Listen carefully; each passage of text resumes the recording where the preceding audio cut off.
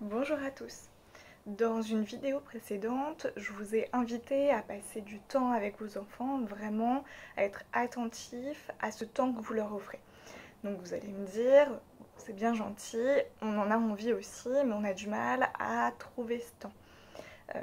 Certes, je l'entends bien que dans la vie qu'on mène aujourd'hui, dans la société dans laquelle on est, il faut toujours tout faire plus vite, être toujours plus productif et ainsi de suite, et que ça nous demande beaucoup de temps et qu'on a moins de temps à accorder à des loisirs, à faire avec nos enfants par exemple.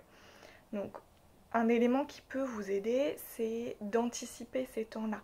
Finalement, l'enfant, ça va le nourrir tout autant que le moment venu, d'imaginer ce qui va se passer. Ça peut être de proposer à votre enfant, par exemple, que chaque semaine, vous lui accordez 30 minutes de temps qui seront rien que pour lui. 30 minutes pendant lesquelles vous n'avez pas votre téléphone.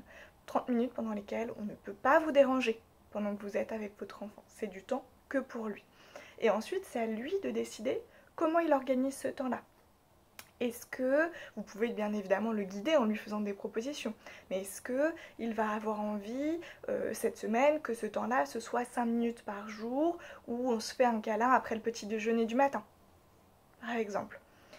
Ou alors, est-ce qu'il va préférer que ce soit 30 minutes le samedi après-midi où on prépare un gâteau pour toute la famille le soir?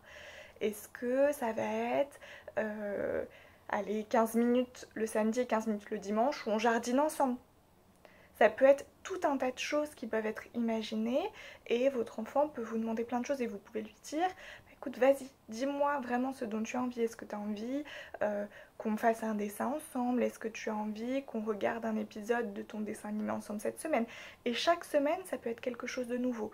Et finalement, tout ce temps d'imagination, de création pour lui aussi de ce dont il a envie, eh bien ça va le nourrir aussi affectivement, d'imaginer ce qu'il va pouvoir faire avec vous. Alors par contre, c'est très important que vous respectiez vraiment ce temps, qu'il ne s'imagine pas quelque chose et que finalement, au moment même, bah non, non, en fait, j'ai pas le temps du tout. Non, c'est vraiment, vous vous bloquez ce temps-là et vous n'avez pas le choix, vous le respectez.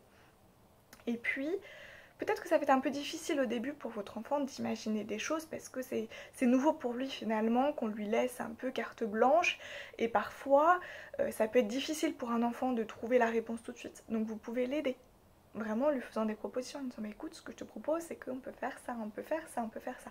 Puis au fil du temps, avec l'expérience, eh bien il va se souvenir de ce dont de ce qu'il avait pu apprécier, par exemple, de ce dont il avait eu envie.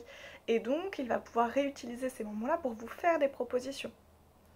Et ça va être finalement très important pour lui. Ça ne vous demande pas un temps énorme, on ne vous demande pas 2 heures par jour où vous devez être uniquement pour votre enfant et où il n'y a rien d'autre qui se passe. Non, mais de pouvoir préparer ce temps-là, ça permettra qu'il y ait plus de qualité finalement avec votre enfant.